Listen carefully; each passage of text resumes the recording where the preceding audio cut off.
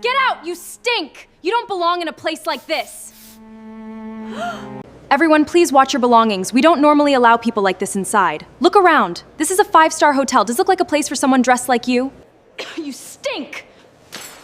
Get lost, you stinky old woman! You don't belong here!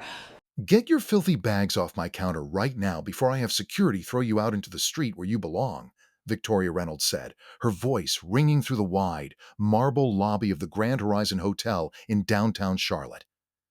Diane Thompson stood perfectly still on the shiny floor, her 64-year-old hands gripping the counter tight. She was wearing a heavy brown winter coat that had a long tear along the left armpit and was missing its bottom plastic button. Victoria leaned forward, her 27-year-old white teeth twisted into a cruel smile as she looked at the 3 other wealthy guests who had just walked into the lobby from the rainy evening. She had no idea that the choice she just made in this very minute was going to cost her every single thing she had spent the last 7 years of her life building. "Look at yourself," Victoria said, her voice getting louder so the people by the gold elevators would turn around and watch. "This is a 5-star hotel, not a homeless shelter. Your kind does not stay here, and we do not even let your kind use our bathrooms. Look at the mud you tracked onto my clean floor." Sandra Mitchell, the 24-year-old desk clerk standing next to Victoria, quickly nodded her head and let out a small, nervous laugh. She reached into her drawer and pulled out a heavy plastic trash bag, sliding it across the wood counter toward Diane. "Put your dirty old purse inside that before it leaves a stain on the polished oak," Sandra said, trying to make Victoria notice how helpful she was being. Behind them, near the big glass front doors, a tall security guard named Robert Davis stood with his arms crossed over his chest.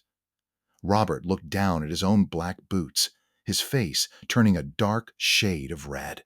He knew this was wrong, but he had a wife and 3 young kids at home, and he could not afford to lose his $12 an hour job by crossing the head manager. The lobby became so quiet that the only sound was the wet slap of rainwater hitting the high glass windows and the distant click of Sandra's long fake nails against her computer keyboard. Diane did not yell. She did not open her mouth to beg this young woman in her expensive business suit. She simply breathed in through her nose and thought about her grandmother, Mary, who had passed away exactly 21 years ago. Mary used to sit on their small wooden porch in rural South Carolina and tell her that a person's worth is never carried in their pockets, but in their spine. Diane held that memory in her mind like a thick iron shield. "I have a reservation," Diane said softly, her voice steady and calm. "My son booked a room for me, room 412, under the name Thompson." Victoria laughed out loud, a sharp, ugly sound that echoed off the high plaster ceiling. She reached into her glass of water, dipped her fingers deep inside, and then flicked the cold water straight into Diane's face, the drops hitting her cheek and sliding down her old brown coat. "A reservation? For you? Let me tell you something, old woman. People like you do not have sons who can afford a $300 night in this building. Now take your trash and get out before I have Robert drag you across the asphalt." Sandra smiled and cleared her throat. "The rain is turning into ice outside, Victoria. Maybe she wants to sleep under the bridge down the street." Victoria wiped her hands on a silk handkerchief. "Get out of my sight, right now." Diane did not flinch when the water hit her face. She slowly wiped her cheek with the back of her worn glove. She looked Victoria directly in the eyes for 3 long seconds. Then she turned around, her cracked shoe making a soft clicking sound against the marble, and walked out into the freezing downpour alone. Have you ever walked into a place and felt like someone had already decided you did not belong there? Drop a comment and tell me where you are listening from right now. Subscribe to Crown Stories. To understand how Diane Thompson ended up on that wet sidewalk, you have to go back exactly 34 years to the winter of 1992. Diane was 30 years old back then, living in a tiny, 2-room rental house on Elm Street in a small town outside of Charlotte. Her husband had left them when their son, Marcus, was only 2 years old, leaving Diane with nothing but $42 in a savings account and a mountain of old bills. Diane worked 2 jobs for 12 years. Her first job started at 4:30 in the morning at the local textile mill, where she stood on her feet for 8 hours wiping grease off heavy iron machines. For that, she was paid $4.50 an hour. As soon as the mill whistle blew at 1 o'clock in the afternoon, she would walk 3 miles to the town hospital, where she worked as a night shift cleaner until 10 o'clock at night. Her hands were always raw from the strong bleach she used to scrub the hospital floors. Every night, she would come home to their cold house, her back aching so badly she could barely sit down, and she would sit at the small kitchen table to help Marcus with his math homework. Marcus was a bright boy with big brown eyes who loved to draw buildings on old brown paper grocery bags because they could not afford real drawing paper. In the winter of 1998, when Marcus was 8 years old, he caught a terrible fever. The temperature inside their small house had dropped to 41 degrees because the old gas heater had broken down, and Diane did not have the $85 it cost to buy a new part. She wrapped Marcus in every blanket they owned, including her own heavy winter coat, and sat by his side for 4 days straight, putting wet cloths on his forehead. "Mom," Marcus had whispered through his dry lips on the third night. "When I grow up, I am going to buy you the biggest, warmest house in the whole world. It will have a heater in every single room, and you will never have to clean another floor again." Diane had smiled, her eyes filling with tears as she kissed his hot cheek. "You just focus on your books, baby. Your education is the only key that can open the door out of this place." To pay for Marcus to go to college at the University of North Carolina in 2010, Diane did something she had never told a single soul. She sold her mother's gold wedding band, the only piece of jewelry she had ever owned, to a local pawn shop for $350. She used every single dollar of that money to buy Marcus his first laptop computer for his architecture classes. Marcus never forgot what his mother did for him. He worked just as hard as she did, sleeping only 4 hours a night and working at a local construction site during the day while taking 20 credits every semester. By the time he turned 32 years old, Marcus had started his own real estate company. He bought old, broken down buildings in downtown areas and turned them into beautiful hotels. By the year 2025, Marcus Williams was one of the most successful young businessmen in the state of North Carolina. His company, Williams Hospitality Group, owned 7 major hotels across the South worth a total of $84 million. His biggest pride was the Grand Horizon Hotel in Charlotte, a grand building with 320 luxury rooms that he had bought for $12 million and spent another $6 million fixing up. But Marcus was so busy running the corporate office in Atlanta, Georgia, that he could not see what was happening on the ground in Charlotte. He had hired Victoria Reynolds 6 months earlier to be the general manager of the Grand Horizon. Victoria had a perfect resume from big hotels in New York, and she always wore clothes that cost thousands of dollars. What Marcus did not know was that Victoria was a bully. Victoria had been fired from her last job in New York for treating the cleaning staff like dirt, but her wealthy uncle had paid to cover up the paperwork. Victoria believed that the world was divided into 2 kinds of people: the people who were born to rule and the people who were born to serve. She treated wealthy guests like kings, but she treated anyone who looked poor or ordinary like animals. Over those 6 months, Victoria had fired 11 different employees who tried to complain about her behavior. She fired a maid named Maria because she forgot to put a fresh mint on a guest's pillow, and she kept her final paycheck of $420, knowing she was too poor to hire a lawyer to get it back. The staff lived in absolute terror of her. On this particular evening, Marcus wanted to surprise his mother. Diane still lived in her small house, refusing to move because she loved her neighbors. But Marcus had finally convinced her to come to Charlotte for her 64th birthday. He had booked her the best room in the hotel, the executive suite on the 4th floor, which cost $450 a night. Marcus had sent a private car to pick her up, but Diane, being the independent woman she was, had missed the driver because her old clock was running 10 minutes slow. Instead of calling her son to complain, she took a public bus for $3.50 and walked the final 4 blocks through the freezing rain, holding her broken purse and wearing her cracked shoes. She did not want to trouble her son. She had no idea that the person her son paid $85,000 a year to run the hotel was about to spit on her very existence. Do you think a person's clothes tell you who they really are inside? Let us look at what happened next, because the truth always has a way of coming into the light. When Diane walked out of the hotel lobby into the cold rain, she did not cry.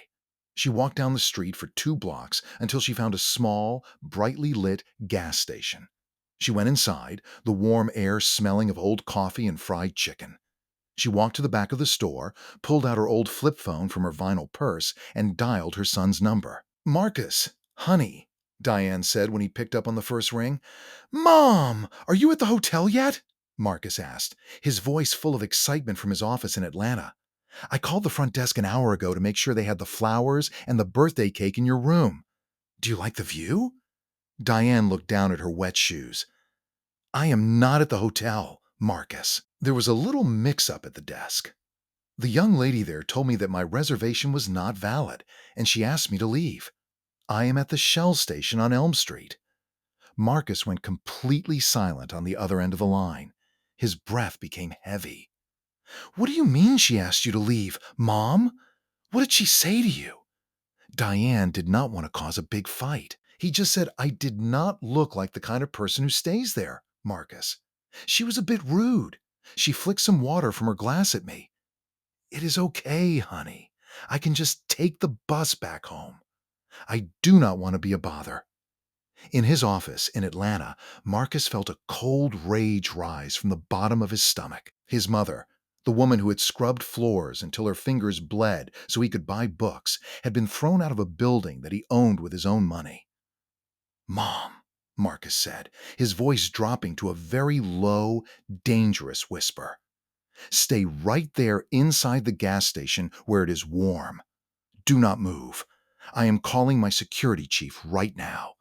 I will be there in exactly 45 minutes." Marcus did not just call security. He called a man named David Vance, a former police detective who now ran the internal security department for all of Marcus's hotels. David Vance was a serious man of 55 who kept a digital record of every single security camera in every building Marcus owned, streaming directly to a secure cloud server. "David," Marcus said as soon as the line connected. "Open the live camera feed for the lobby of the Grand Horizon Hotel in Charlotte. Go back exactly 20 minutes. Look at the front desk. Tell me what you see." While Marcus was speeding down the highway from Atlanta to Charlotte, doing 90 miles an hour in his black SUV, David Vance was sitting in his office looking at 3 different camera angles from the lobby. The Grand Horizon used high-definition cameras that captured sound as well as video. David watched the whole thing. He saw Victoria Reynolds lean over the counter. He heard every cruel word Victoria said about Diane's old coat and her cracked shoes. He saw Sandra Mitchell slide the plastic trash bag across the counter. And then he saw Victoria dip her fingers into her water glass and flick the liquid directly into the face of her boss's mother. David felt his own jaw tighten. He hit the save button on his computer, copying the file to a secure flash drive. He also did something else. He pulled up Victoria Reynolds' personal employment file and the hotel's financial ledger for the last 3 months. Because David was an expert investigator, he noticed something strange in the ledger right away. Every week for the past 12 weeks, Victoria had recorded a $500 cash refund for dissatisfied guests at the front desk. But when David checked the guest names attached to those refunds, the phone numbers were all fake. Victoria was not refunding guests. She was stealing $6,000 a month directly from the hotel cash drawer and covering it up with fake complaints. David called Marcus back immediately. "Sir, I have the video file saved. It is very clear. The audio is perfect. And I found something else. Your manager has been robbing you blind since March. I have all the bank logs and the camera footage of her putting the cash into her suit pocket." "Bring everything," Marcus said. His teeth clenched so tight his jaw ached. "Meet me in the manager's office at the Grand Horizon in 30 minutes. Do not tell Victoria we are coming. Let her think it is just another normal night." Meanwhile, back at the hotel, Victoria was sitting in her large leather chair in her private office behind the front desk. She was sipping a glass of expensive wine and talking on her phone to her friend. "You should have seen it, man," Victoria laughed, leaning back and putting her expensive leather shoes up on her shiny mahogany desk. "Some old, ragged woman tried to come in here tonight claiming she had a room. She looked like she belonged in a dumpster. I put her in her place real quick. I threw some water in her face and told her to go sleep under a bridge. You have to keep these people out, or they ruin the whole vibe of the place." Outside his office, Sandra Mitchell was still working the desk, feeling a small sense of pride that she had helped Victoria. She thought that backing up the boss would get her the promotion to assistant manager next month, which came with a $2 an hour raise. Robert Davis, the security guard, was still standing by the door, but he could not shake the image of the old woman's face out of his mind. She had looked exactly like his own mother, who had died of cancer 5 years ago. He remembered how his mother used to wear a similar old coat when she went to work at the laundromat. Robert felt a deep, sickening knot in his stomach. He had stayed silent to protect his job, but his soul felt dirty. Have you ever stayed silent when you should have spoken up and then had to live with that feeling in your chest for days? At exactly 8:15 that evening, the heavy glass doors of the hotel slid open. The cold wind howled into the lobby as Marcus Williams walked inside. He was not wearing his usual business suit. He was wearing a plain black hoodie and jeans, and his face was completely blank, showing no emotion at all. Walking right next to him was his mother, Diane Thompson. Her coat was still damp from the rain, and her cracked shoes made a squishing sound on the clean floor. Sandra Mitchell looked up from her computer screen. When she saw Diane walk back in, her face twisted into an angry scowl. She did not recognize Marcus because Marcus rarely came to this location, and his picture was not on the wall. "Hey, you again?" Sandra yelled, slamming her pen down on the desk. "I thought Victoria told you to get out of here. Are you deaf? And who is this guy you brought with you? You can't bring your homeless friends into this lobby." Marcus did not answer her. He walked straight past the front desk toward the door marked General Manager. "Hey, stop right there!" Sandra shouted, standing up and waving her arms at Robert Davis. "Robert, secure the perimeter! Grab this guy! He is trying to go into Victoria's private office!" Robert Davis stepped forward, his heavy boots loud on the floor. But as he got closer and looked into Marcus's eyes, he stopped dead in his tracks. He recognized Marcus from the company newsletter he received every month.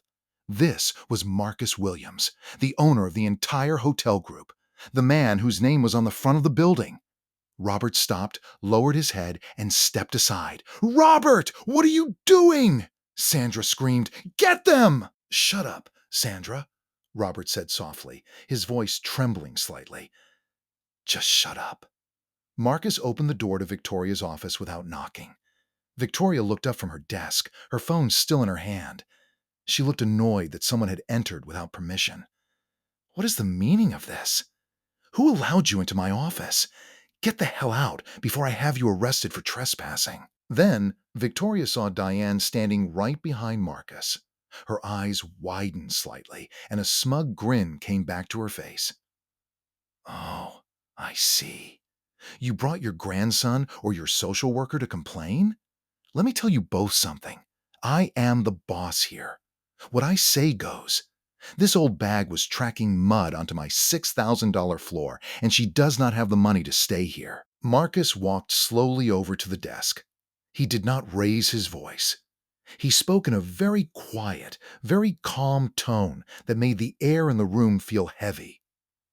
"My name is Marcus Williams. I am the Chief Executive Officer of Williams Hospitality Group. I own this desk. I own this chair you are sitting in. I own this entire hotel. And this old bag you were talking about is my mother." The color instantly drained from Victoria's face. Her mouth opened slightly, but no sound came out. The phone in her hand slipped through her fingers and hit the wooden desk with a loud thud. She looked at Marcus, then at Diane, then back at Marcus. Her hands began to shake. Mr. Williams," Victoria stammered, her voice suddenly sounding like a frightened child. I had no idea. There was no name on the reservation that matched. I thought she was a drifter. I was just protecting your property, sir. You know how dangerous the downtown area can be at night. I was trying to keep your investment safe. Protecting my property? Marcus asked, leaning his hands flat on the desk and looking straight into Victoria's eyes. By throwing water into an elderly woman's face? By telling her to sleep under a bridge on her 64th birthday? Just then, David Vance walked into the office, carrying a laptop and a black leather briefcase. He closed the door behind him and locked it with a sharp click. He set the laptop down on the desk, facing Victoria. "Play it, David," Marcus said. David hit the spacebar. The high-definition video of the lobby filled the screen. The sound was incredibly clear. Victoria's own voice echoed in the small office. "Get your filthy bags off my counter right now before I have security throw you out into the street where you belong." Victoria watched herself on the screen. She saw herself dip her fingers into the glass and flick the water. She swallowed hard, her collar suddenly feeling very tight around her neck. "Mr. Williams, please. It was a mistake, a terrible misunderstanding. I can apologize to her. I will buy her a new coat. I will give her the presidential suite for free for a whole month. Please, I have worked 7 years to get to this position. Do not destroy my career over one bad judgment call." "One bad judgment call?" Marcus said.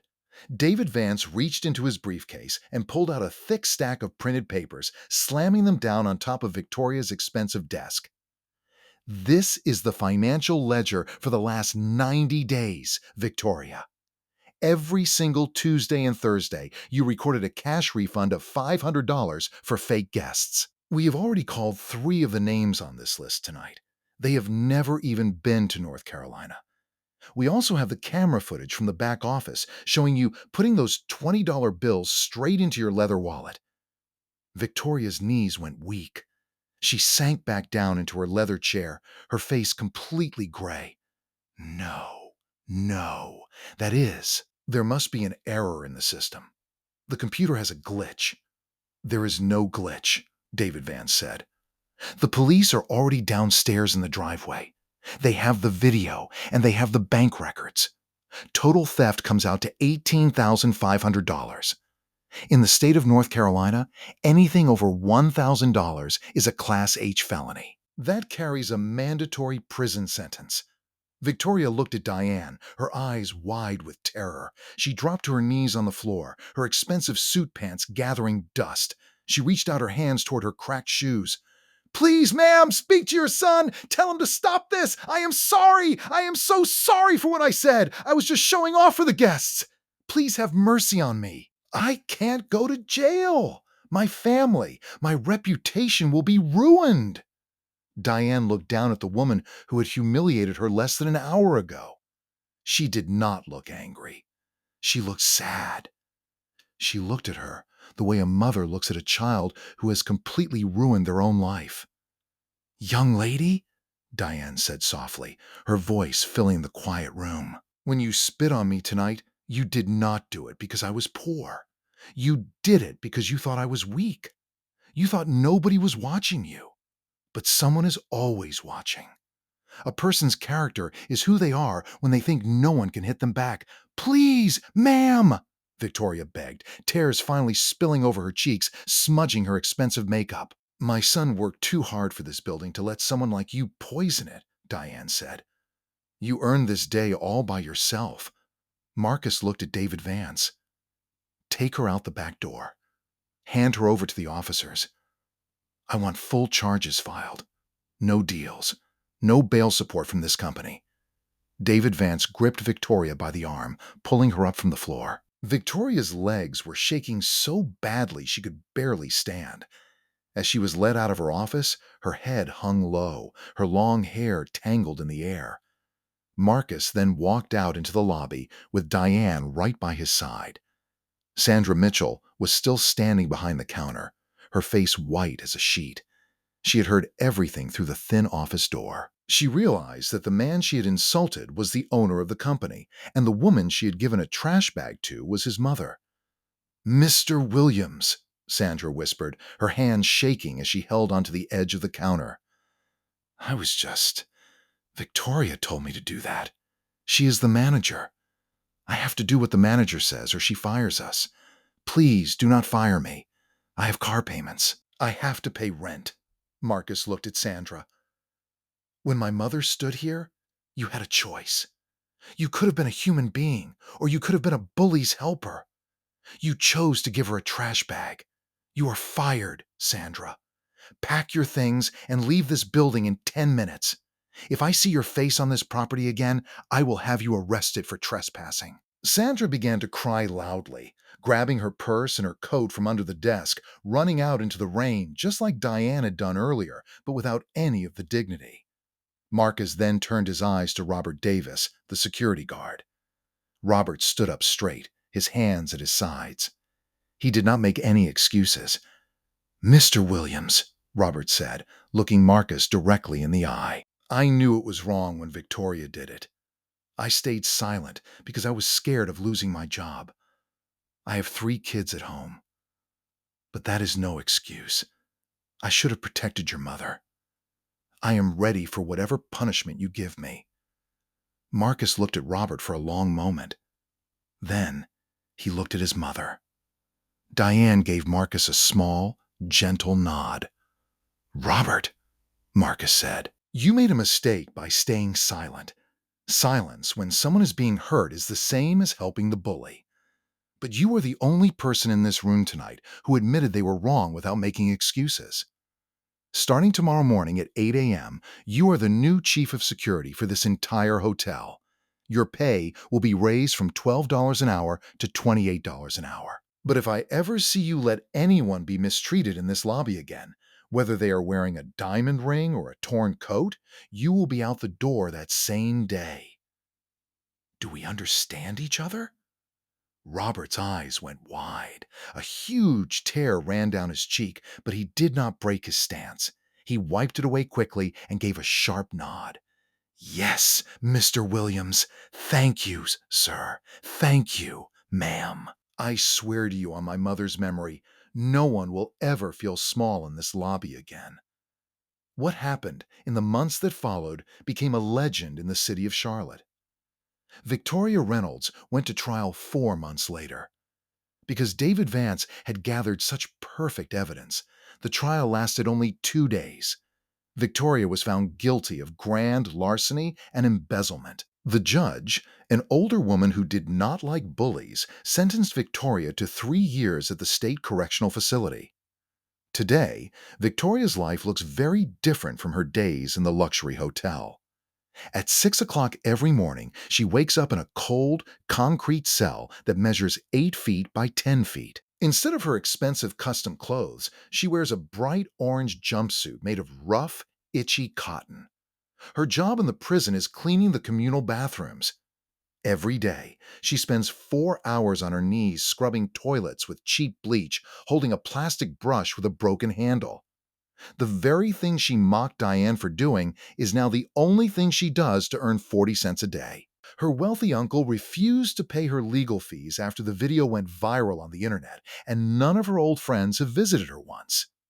Sandra Mitchell could not find another job in a luxury hotel because her name was tied to the public scandal. She now works the night shift at a 24-hour drive-through window at a fast food restaurant on the outskirts of the city, earning minimum wage. Every time an elderly customer comes through her line, she treats them with absolute kindness, the memory of that plastic trash bag sitting like a heavy brick on her conscience. She is slowly learning the lesson that respect is something you give to everyone, not just the people who can give you something in return. Robert Davis used his new salary to move his family out of their cramped apartment into a small, beautiful, 3-bedroom house with a big backyard for his kids to play in. He has become the most respected security chief in the company. 2 months ago, an old man who looked confused and was wearing dirty clothes walked into the hotel lobby. Instead of calling the police, Robert walked over, bought the man a hot cup of coffee from the hotel cafe, and sat with him for 2 hours until his family could be located. Robert is finally earning back the dignity he felt he had given away on that rainy night. As for Diane Thompson, her 64th birthday ended up being the best day of her life. Marcus did not make her stay in the hotel room that night. He drove her to a beautiful, quiet neighborhood just 20 minutes outside the city. He pulled up to a brand new house with a wide front porch and a beautiful garden filled with roses. "Happy birthday, Mom," Marcus said, handing her a silver key attached to a gold ring. Diane opened the front door. The house was completely warm, with a modern heating system humming softly in every single room.